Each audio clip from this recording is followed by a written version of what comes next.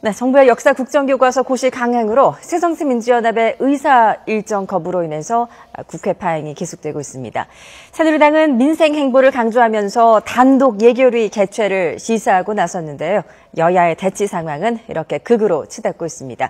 오늘은 최창렬 용인대 교수 그리고 김우석 미래전략개발연구소 부소장과 함께 정치권 움직임 살펴보겠습니다. 어서 오십시오. 네, 안녕하세요. 예. 안녕하세요. 그야말로 여야가 강대강 대치를 연일 이어가고 있는데요. 먼저 지금까지의 상황을 영상으로 한번 만나보시죠.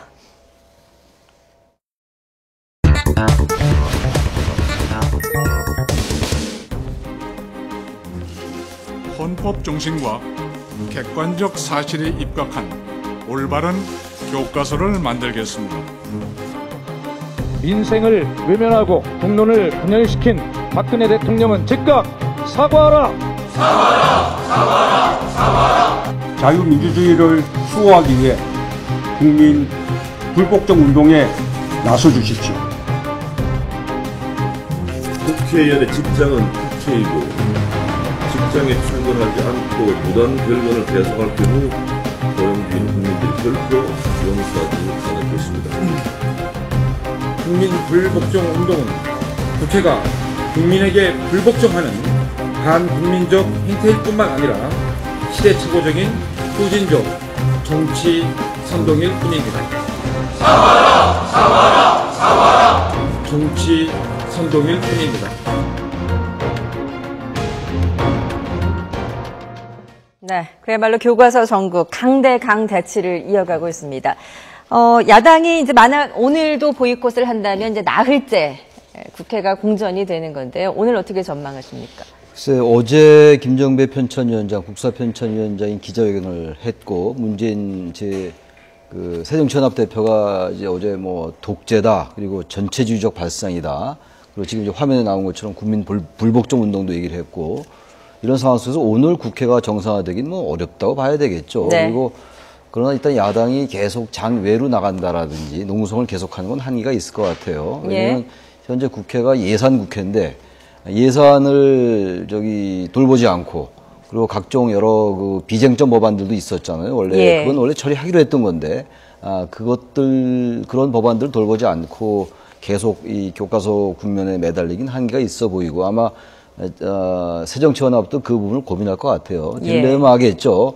장내외 투쟁을 병행한다고 하는데 장외 투쟁의 한계를 분명히 알 겁니다. 아마. 그리고 국정화라는 부분이 과거 87년도라든지 민주화 투쟁 때 민주대 반민주의 구도로 그렇게 추동력을 발휘하기는 어려울 것 같아요. 제가 봐도 객관적으로.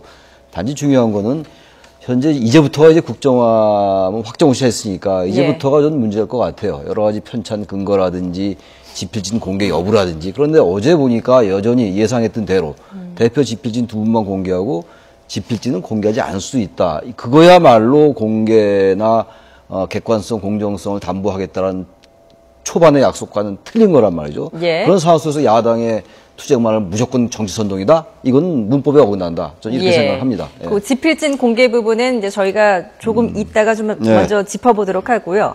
어제 이제 문재인 대표가 대국민 담화를 통해서 국민 불복종 운동을 하겠다라고 시사한 만큼 말씀해 주셨듯이 야당 입장에서는 바로 또 국회에 들어오기는 쉽진 않을 것 같아요. 네. 어떻게 보십니까? 일단은 문재인 대표의 대국민 담화라고 하는 형식 자체를 보면은 알 수가 있겠죠. 국회 여야의 지도부가 담화 형식으로 국민들과 대화하는 경우는 거의 없습니다. 청와대 대통령이나 총리는 담화를 하기도 하지만 예전에도 그래서 제가 기억나는 건 이회창 당시 총재 시절에도 담화의 형식에 대해서 얘기가 있다가 결국은 정당에서 담화는 맞지 않다. 결국 담화라고 하는 건 질의응답을 안 하겠다는 뜻이거든요. 그러면은 소통을 하기보단 일방향의 커뮤니케이션인데 이걸 보면은 의견을 모아서 한다기보다는 방향이 정해졌으니까 이쪽으로 계속 가겠다라고 하는 의지를 아주 강하게 비친 거라고 생각하고요. 우리 최창렬 교수님이 말씀하셨듯이 지금 이렇게만 가는 거는 너무나 식상한 방식이죠. 그래서 여나 야나 너무나 기시감이 있는 그냥 패턴에 따라서 대치 국면으로 가고 결국은 국민은 왜 국회가 있어야 하지?라고 하는 의문만 남게 되는 예. 그런 방향으로 가지 않나 해서 우려가 됩니다. 예, 이렇다 보니까 이제 여당 측은 지금 민생을 연일 또 강조하고 있어요. 오늘 이제 국회 예결특위 단독으로 열겠다는 입장인데 어떻게 보십니까? 단독으로 열 수 있을까요? 오늘 단독으로 열 것 같지는 않아요. 지금 예. 이제 뭐 어제 이제 발표를 했는데 편찬 위원장이 얘기를 했고 확정고시든지 뭐 그저께인가 그렇게 됐잖아요. 그래서 글쎄 모르죠. 단독으로 갈 것 같지는 않은데 전 이 민생이라는 단어, 예. 민생이라는 단어 굉장히 중요한 단어죠. 뭐 여야 의원들 뭐 입만 열면 얘기하는 게 국민 통합과 민생인데 정말 이런 식으로 국민 통합을 한다는 건 도저히 저는 이해가 좀 안 가는 것이고 어쨌든 그런 것도 뭐 여야의 정치 뭐 공방일 수 있는데 이런 생각은 들어요. 기본적으로 확정고시가 끝났으니까 이제 민생으로 가자. 그 전까지 노동개혁 얘기하고 여러 가지 선거 획정 얘기하고 정치 현안과 정치 경제사회적 이슈를 얘기했었잖아요, 여야가. 그런데 어쨌든 교과서 문제가 불거졌어요. 행정예고를 했습니다. 예. 그동안에 온통 나라가 뭐 그야말로 찬반으로 나눴었죠. 행정예고라는 것은 어쨌든 국민의 여론을 수렴하는 기관이 행정예고 기관이었는데 예. 국민의 반대 여론이 높았습니다. 그런데도 확정고시를 또 그것도 5일날 한다고 그랬다가 원래 오늘 한다고 그랬던 거잖아요. 이틀 땡겼어요. 좋습니다. 그건 좋은데 그렇게 해놓고 이제는 우리 민생으로 무조건 가자. 예. 그동안 민생은 어떻게 얘기를 합니까? 그리고 이제 야당부 민생을 팽개친다. 민생을 발목 잡는다. 이 패턴이에요. 우리 예. 김우석 우리 소장님 말씀처럼 항상 그런 패턴에 익숙해 있고 야당은 지지율을 까먹고 여당은 그 민생을 발목 잡는 야당이란 프레임으로 야당에게 공격을 하고 말이죠. 이건 국민에 대한 예의가 아닌 것 같아요.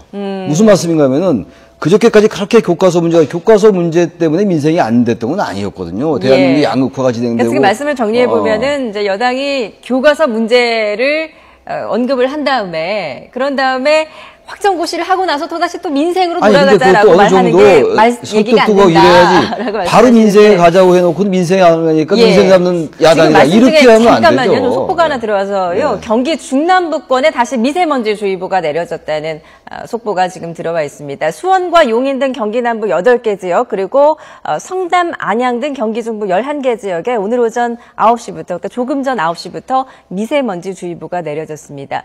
경기도는 이 지역의 미세먼지 농도가 세제곱미터당 120 마이크로그램을 넘어서서 미세먼지 주의보를 발령했다고 밝혔습니다. 우리 정치권도 이렇게 미세먼지가 낀 것처럼 정말 뿌였네요. 어떻게 보십니까? 지금 맞습니다. 교수님의 주장에. 예. 아니 숨 쉴 때마다 미세먼지 때문에 답답한데 들리는 소식들도 정치권 뉴스가 그래서 참 답답하죠. 그렇습니다. 예.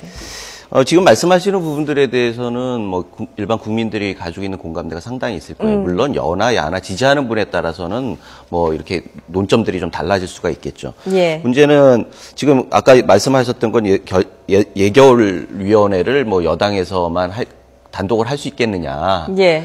뭐 그렇게 하는 것도 부담이죠. 여당의 입장에서도 부담이지만 야당 입장에서도 내년에 총선이 있단 말이죠. 국회의원들이 개별적으로 예산에 대한 여러 가지 이해관계가 있습니다. 요구들이 있고 그래서 야당의 지도부도 그 예결 물론 나라 살림 그 자체에 대해 소홀히 하면 안 된다라는 대의도 있지만 또 국회의원들 개별적인 입장에서도 예결위를 팽개치는 건 굉장히 부담스러운 일일 겁니다. 그래서 예. 소망이기도 하고 그 예산 이런 부분들에 대해서는 좀 나라 살림은 잘 이렇게 해가면서 뭐 투쟁을 할 건 또 하고 그랬으면 좋겠어요. 예, 야당 입장에서는 이렇게 여당 프레임에 끌려가는 모습을 보이는 것도 좋지는 않을 것 같아요.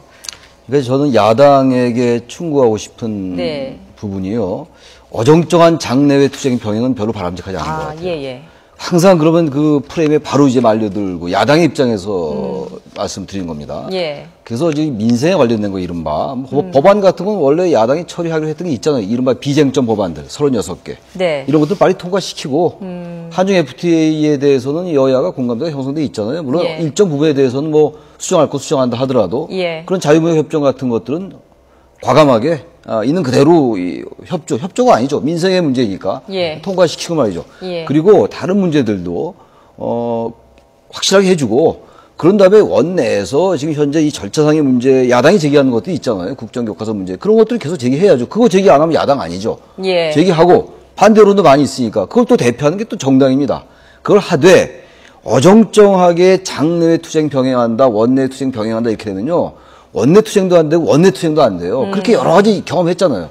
세월호 참사 때도 그렇게 처음에 야당이 여론을 지지를 받다가 나중에 힘들었잖아요. 예, 일단 이제 전면 보이콧은 접고 전략을 좀 바꿀 필요가 있다. 전략을 좀 바꿔서 일단 국회로 들어와서 시급한 법안 처리는 해야 된다라는 그리고 말씀이시죠? 조목조목 지금 여건이 하는 국정교과서 문제를 야당이 생각하는 부분들을 반박해 나가고 국민들에게 설득해 나가는 그런 과정이 필요하다라고 생각을 합니다. 일단 오늘 이제 정의화 국회의장 그리고 원유철 이종걸 여야 원내대표의 회동이 예정이 돼 있습니다. 네. 이 자리에서 뭔가 좀 국회 정상화 방안에 대한 좀 의미 있는 결과가 나올 수 있을까요? 어떻게 보세요? 지금으로 봐서는 뭐 그렇게 큰 기대를 갖기는 힘든 것 같습니다. 네. 야당 입장에서는 지금 총선 때까지 국정화 이슈를 끝까지 밀고 나가야 한다라고 하는 전략을 가지고 있는 것 같고요. 오늘 아침 저 뉴스를 보니까 일부에서는 새정치민주연합 산하의 연구소에서 이 국정화 이슈를 총선 이슈까지 끌고 나가라는 정책 제안도 했고 거기에 야당을 국정화에 덫에 걸리게 여당을 국정화에 덫에 걸리도록 해야 한다 이렇게 하고 있는데 사실 그게 야당의 덫인지 여당의 덫인지 저는 잘 모르겠어요.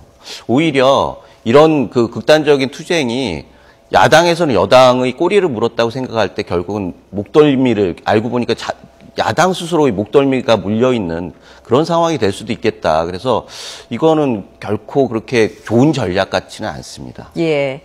이번 역사교과서 국정화 교과서 이슈가 내년 선거를 의식했을 때 여에 도움이 될지 야에 도움이 될지 그거는 아무도 모르는 것 같습니다. 그렇죠. 좀 시간의 추이를 좀 지켜봐야 될 것 같습니다. 다음 주제로 한번 넘어가 보겠습니다.